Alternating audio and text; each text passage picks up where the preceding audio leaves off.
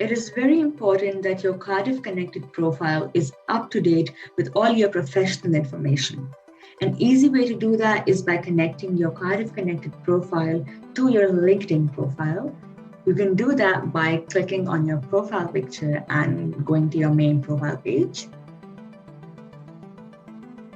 Once you're on your main profile, click on that tiny cog icon to open account settings. Once you're in your account settings, you will see a LinkedIn logo. I've already synced my profile to my LinkedIn account, but you should see a connect or a sync option.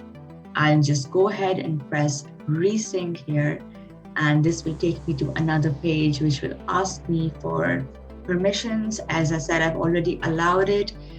Make sure that you allow Cardiff Connected to sync your profile and basically take all your information from LinkedIn and put it up on Cardiff Connected. You can also connect your Facebook profile with your Cardiff Connected profile the same way. Just click on connect and there you go. Make sure again that you've allowed the platform to take your information from Facebook.